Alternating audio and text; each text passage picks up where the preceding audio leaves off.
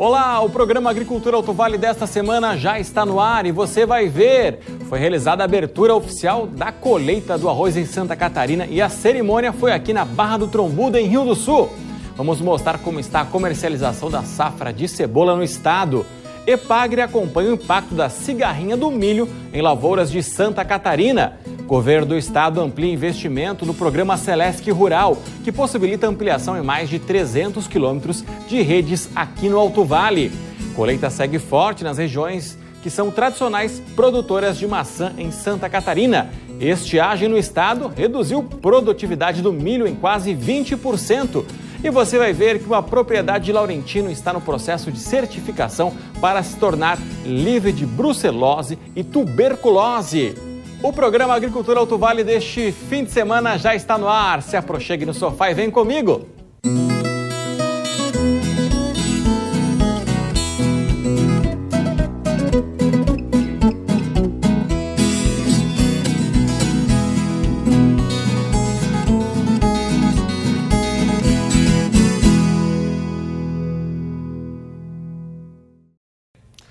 Vamos falar agora de produção de grãos em Santa Catarina, porque a EPAGRE está acompanhando o impacto da cigarrinha do milho nas lavouras do estado.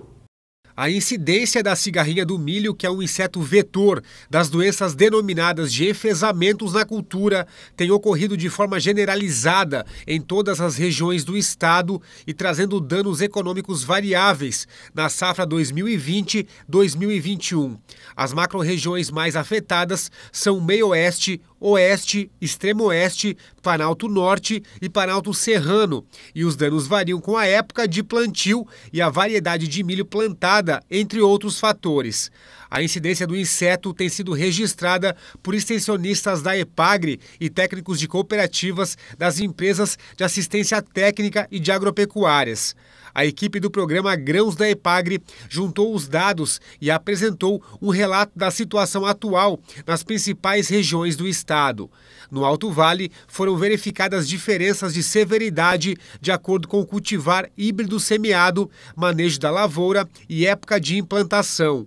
Nas semeaduras mais tardias e de segunda safra, a pressão da doença está se intensificando. A estimativa é que a área atingida na região é de 5%, em torno de 2.500 hectares. As maiores incidências da cigarrinha do milho têm ocorrido nos municípios de Ituporanga e vizinhanças. Para enfrentar o problema, a EPAGRE propõe que sejam realizadas ações estratégicas com o envolvimento de instituições de pesquisa, assistência técnica, cooperativas, entidades representativas do setor e produtores de milho. E foi realizada a abertura oficial da colheita do arroz em Santa Catarina. A cerimônia aconteceu na Barra do Trombudo, aqui na capital do Alto Vale. O local escolhido para fazer a abertura oficial da colheita do arroz foi essa propriedade que fica na Barra do Trombudo, em Rio do Sul. Participaram dessa abertura apenas alguns convidados, já que o objetivo era evitar uma grande aglomeração de pessoas. O evento todo foi transmitido pela internet e contou com a participação de várias lideranças de Santa Catarina, como o secretário de Agricultura do estado. Um evento inovador, a pandemia fez nós nos reinventarmos. Esse dia de campo da Cravil é um dia de campo muito importante para o agronegócio catarinense. E hoje nós também celebramos a colheita da arroz, o início da colheita, que é um passo muito importante, né? A colheita agora representa também todas as dádivas, né, do trabalho do produtor, da pesquisa, da EPAGRE, da Cravil, das demais cooperativas que também desenvolvem a risicultura, que é o plantio de arroz. É realmente um dia muito especial, um dia para ser comemorado, e comemorando evidentemente os 50 anos, né, de Cravil, que é uma empresa que inova, que está se renovando permanentemente, que está investindo em novas tecnologias para aumentar a produtividade das nossas propriedades rurais. Segundo o prefeito de Agronômica, que é um município de destaque na produção de arroz no estado, esse evento serve também para valorizar os agricultores. Um momento muito importante, nós estamos aqui prestigiando, né? E o produtor, né, agricultor aqui é de Agronômica, inclusive é meu primo, meu parente e tal. Todo o pessoal que está no maquinário, tudo de Agronômica. E nós, claro, na Agronômica nós destacamos pela produtividade de arroz. Então, a Cargill sempre foi uma parceira também, é uma empresa que eu, inclusive, sou sócio da Cargill também, então não tem como não prestigiar. E principalmente que hoje vai ser feita uma homenagem ao Olímpio de Paula, que é um técnico agrícola que trabalhou sempre em agronômica, né?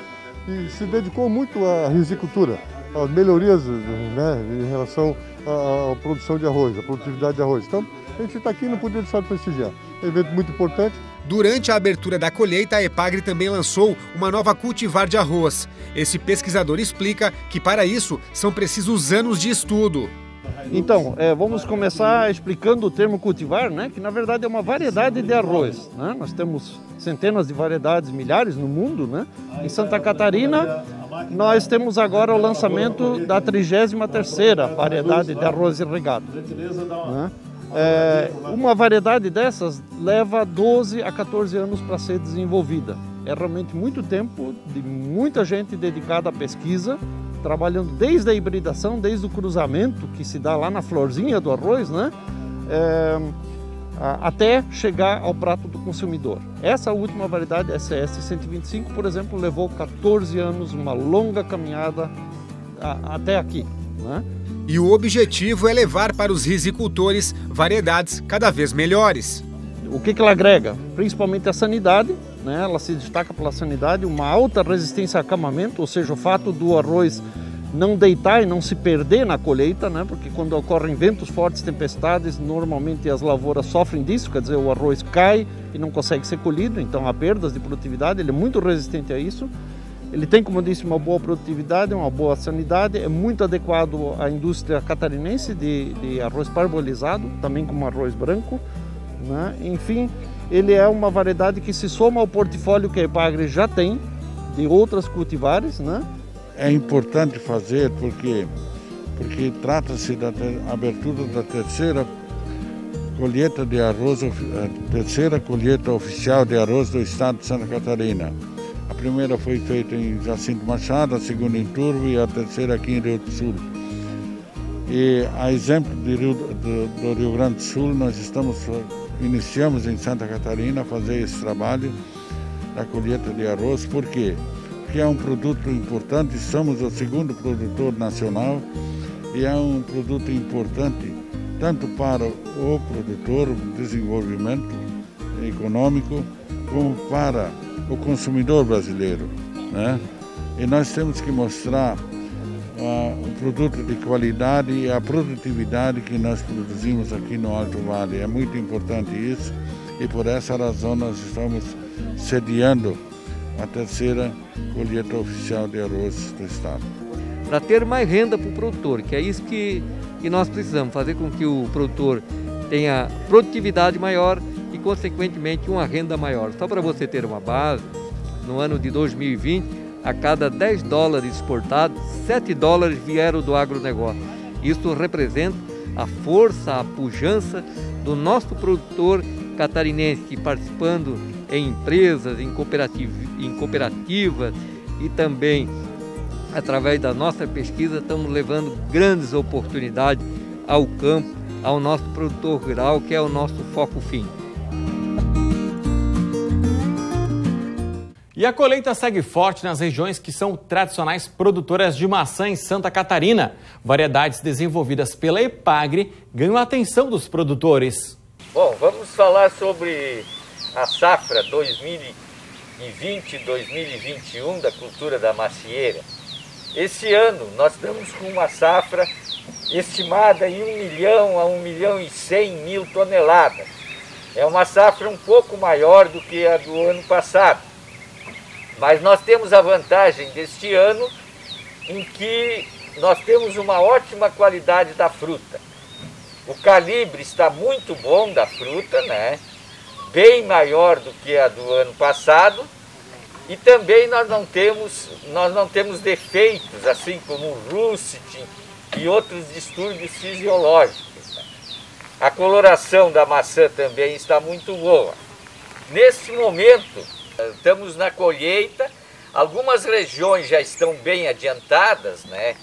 Como a região de Fraiburgo, a região também a de Vacaria, Caxias do Sul, né? Essas regiões já estão quase com 50% da colheita da cultivar Gala, enquanto que a região de maior altitude, a Serra Catarinense, São Joaquim, essas estão praticamente no início da colheita.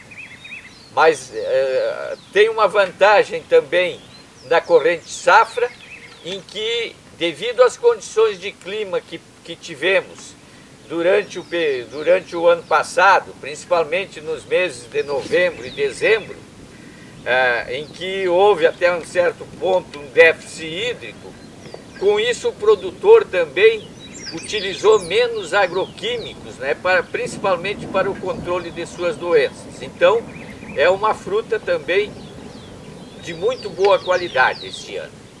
Já se observa também alguns plantios ainda em caráter mais experimental das novas cultivares lançadas pela Epagre.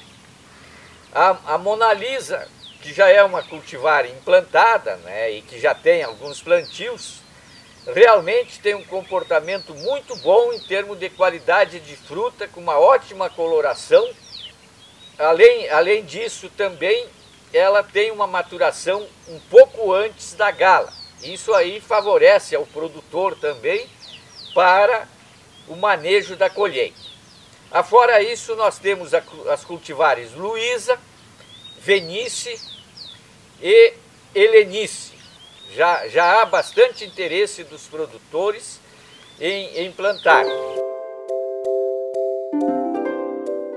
E veja a seguir, tem a previsão do tempo. Estiagem em Santa Catarina reduziu produtividade do milho em quase 20%. E vamos mostrar como está a comercialização da safra de cebola no estado. Voltamos já.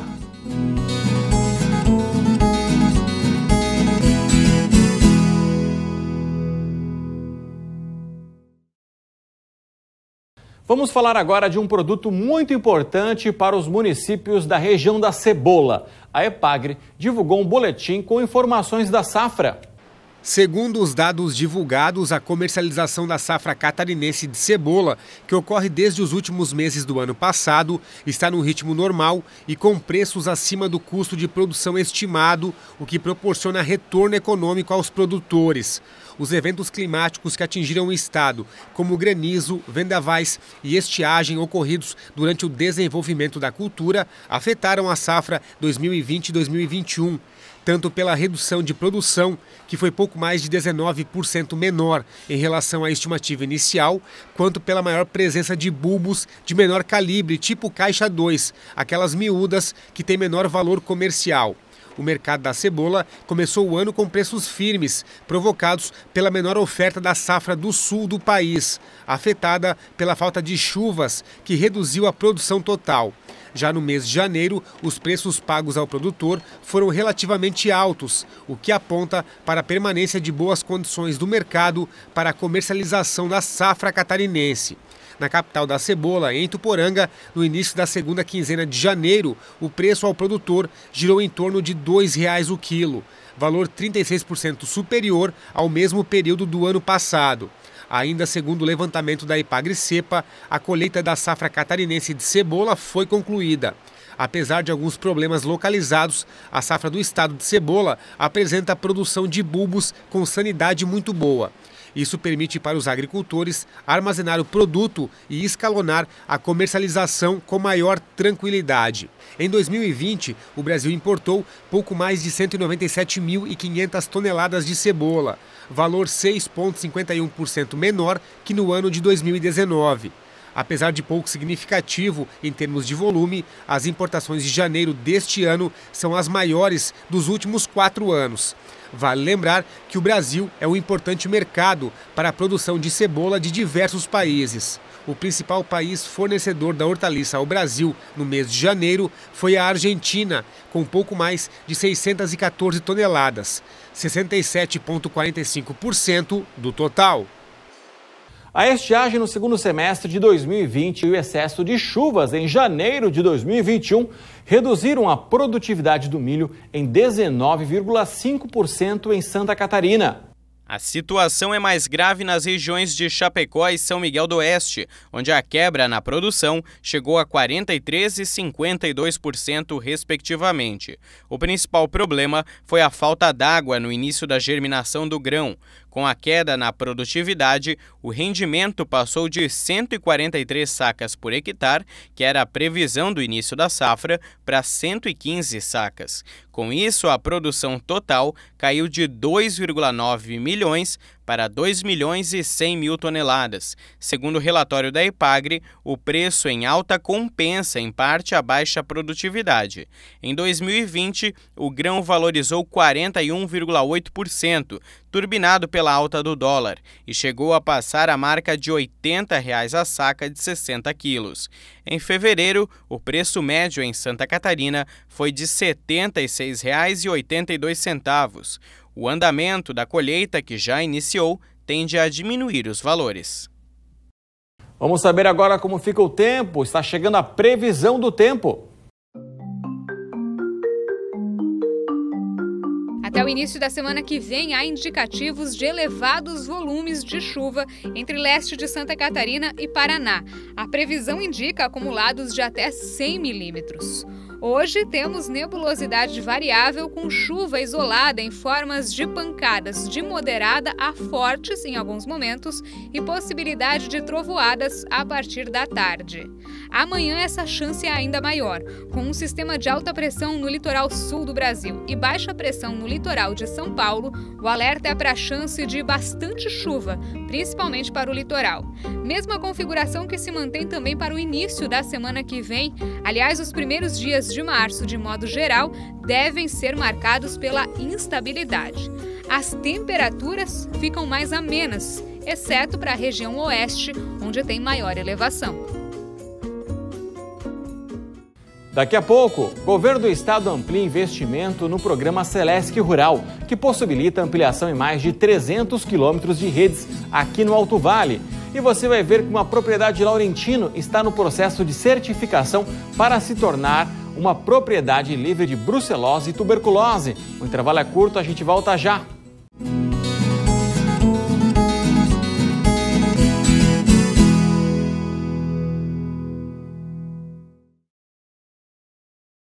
Iniciou a campanha contra o borrachudo em Trombudo Central. A Secretaria de Agricultura já fez a aplicação do BTI na comunidade de Fruteira. O produto biológico é aplicado em riachos com água limpa e corrente, local onde o inseto se reproduz. O BTI mata a larva do borrachudo, que tem um ciclo de 21 dias de vida. Agora a gente atualiza as informações do programa Celesc Rural. Adriele Nardelli. Vamos ter aí mais investimentos aqui para a nossa região através do Celesc Rural, e para falar sobre isso, estou aqui ao lado do Manuel Arizoli Pereira para a gente explicar, né, Manuel, como é que vai ser isso, como é que o Alto Vale vai ser beneficiado. Foi divulgado nos últimos dias um pacote entre a Secretaria da Agricultura do Estado e a Celesc de mais 900 quilômetros, uma licitação de mais 900 quilômetros para atender o Estado no Celesc Rural. O Celesc Rural, relembrando a todos, é um programa que foi lançado na região do Alto Vale, mais especificamente em Itupuranga, em maio de 2019, que visa duas situações: colocar cabo protegido, ou seja, o cabo isolado, nas redes monofásicas em situações de muita falta de energia elétrica, ou naquelas comunidades que já o precisam, levar a rede trifásica. Para o Alto Vale, nós já executamos 900 quilômetros, basicamente, de substituir o cabo em redes monofásicas com cabo protegido, e agora o governo do estado, juntamente com a Celesc, estão licitando mais 51 milhões de reais, mais cerca de 900 quilômetros.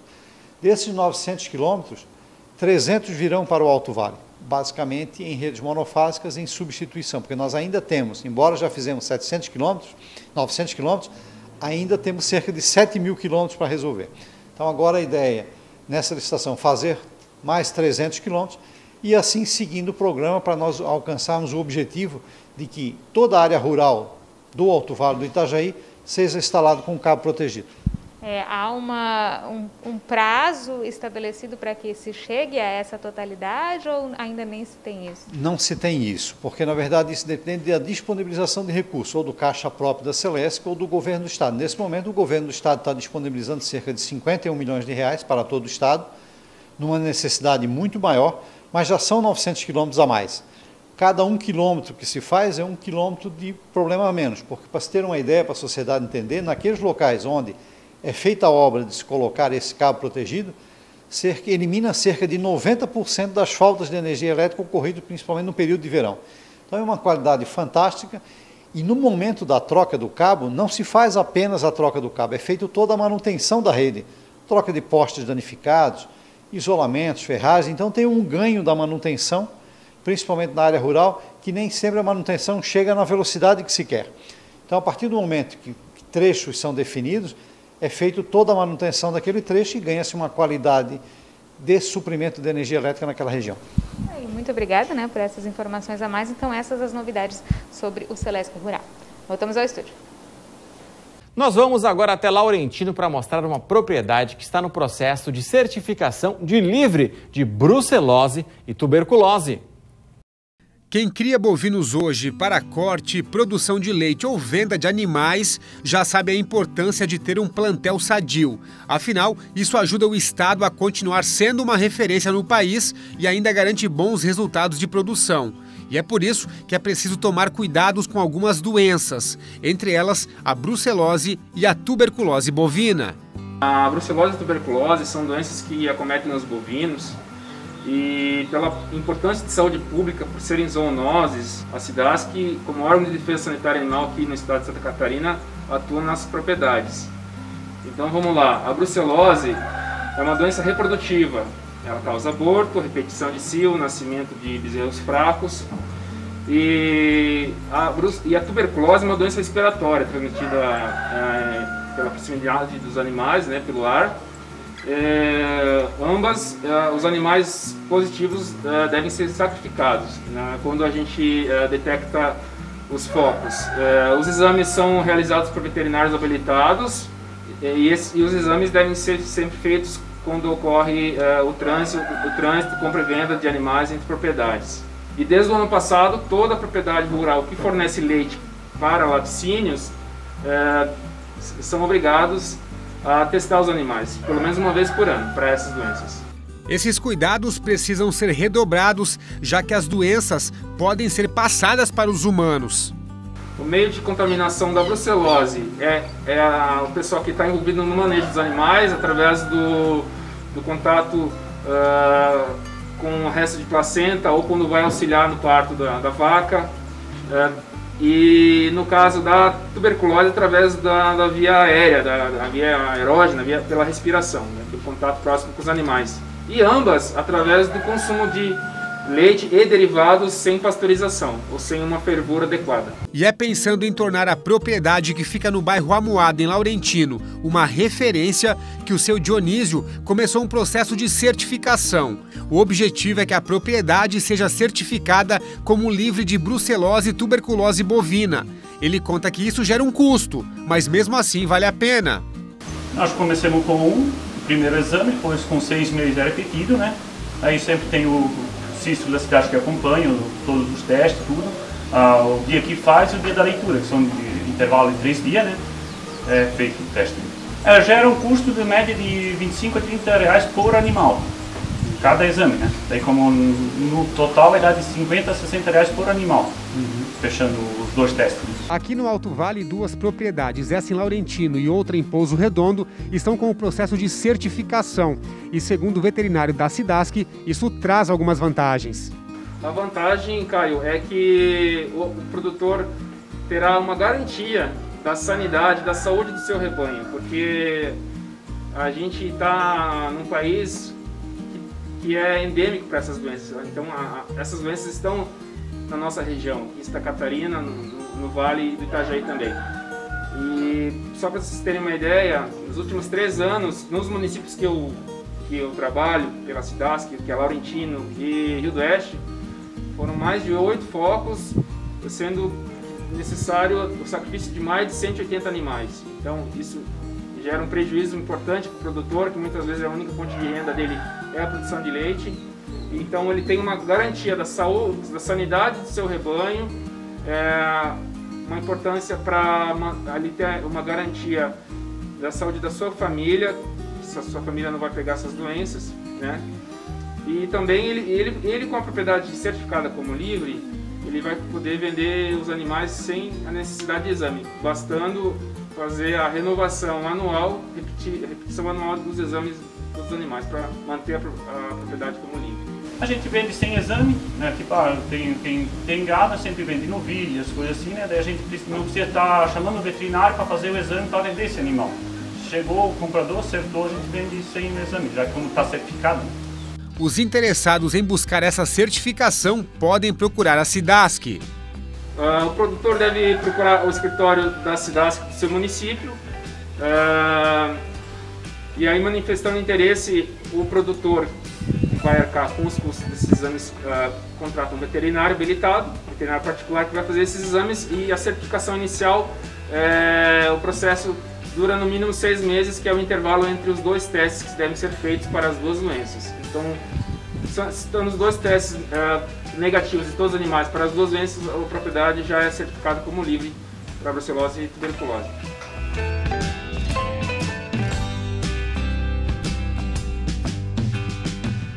O programa Agricultura Alto Vale termina aqui. A gente lembra que todas as reportagens estão disponíveis na nossa página do Facebook. É só ir lá curtir, e também no YouTube. A gente se vê no próximo sábado. Obrigado pela companhia e cuide-se bem.